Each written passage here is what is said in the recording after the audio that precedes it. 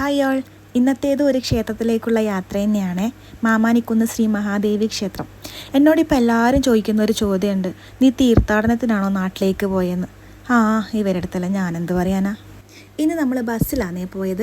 കണ്ണൂർ ജില്ലയിലെ ഇരിക്കൂറിൽ പുഴയുടെ കിഴക്ക് കരയിൽ ഒരു ചെറിയ കുന്നിന് മുകളിൽ സ്ഥിതി ചെയ്യുന്ന ചരിത്ര പ്രസിദ്ധമായ ഒരു ഭഗവതി ക്ഷേത്രമാണ് മാമാനിക്കുന്ന് ശ്രീ ഭഗവതി ക്ഷേത്രം. ഹൈന്ദവ വിശ്വാസപ്രകാരം ജഗദീശ്വരിയായ ആദിപരാശക്തിയാണ് മുഖ്യ പ്രതിഷ്ഠ. ഇവിടുത്തെ പ്രധാന വഴിപാടുകളിൽ ഒന്നാണ് മറിസ്തംഭനം നീക്കൽ അഥവാ മറികൊത്തൽ. ജീവിതത്തിൽ ഉണ്ടാകുന്ന വിഘ്നങ്ങളെ നാളികേരത്തിൽ സങ്കല്പിച്ച് കൊത്തിയൊടക്കുന്ന അപൂർവമായ ചടങ്ങാണ് മറികൊത്തൽ.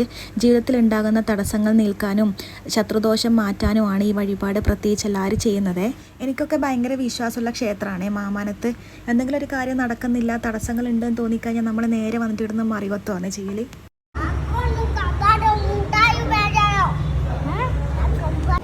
ഇവിടെ എല്ലാ ദിവസവും അന്നദാനം ഉണ്ടാവേ. അതിൻ്റെ കൂടെ കിട്ടുന്ന ഒരു ഉള്ളിയച്ചാറുണ്ട്. അതെല്ലാം ഒരു കിടില സാധനം കേട്ടോ, അടിപൊളി ടേസ്റ്റാണേ. വീട്ടിലത്തെ ഭക്ഷണം കഴിച്ചിട്ടില്ലെങ്കിലും ഈ അമ്പലത്തിലത്തെ ഭക്ഷണം ആരും കഴിക്കാണ്ടിരിക്കില്ല, അത്രയും ടേസ്റ്റാണേ. അങ്ങനെ അവിടുത്തെ ഭക്ഷണമൊക്കെ കഴിച്ച് ഇറങ്ങാൻ നോക്കുമ്പോഴാണ് അമ്മമ്മ പറഞ്ഞ പണ്ടത്തെ ഒരു ഡയലോഗ് ഓർമ്മ വന്നത്. ഏതെങ്കിലും ഒരു അമ്പലത്തിൽ പോയി കഴിഞ്ഞാൽ ഒരു 5 മിനിറ്റ് അവിടെ ഇരിക്കണമെന്ന്. പിന്നെ അതൊക്കെ കഴിഞ്ഞ് ഇക്കള് പറഞ്ഞ പോലെ പിസ്സ വാങ്ങിക്കാൻ വേണ്ടിയിട്ട് വിട്ടു. പിള്ളേർ ഓരോ ആഗ്രഹങ്ങളെ നമ്മൾ വേണ്ടേ സാധിച്ചു കൊടുക്കാൻ. പിസ്സ കുറച്ച് ചെറുതായി എന്ന് പറഞ്ഞ കുഞ്ഞോട്ടൻ്റെ ഒരേ ചൊറിയേനുവേ. KFC വാങ്ങിക്കൊടുത്താൽ ഓനൊരു സമാധാനമായത്.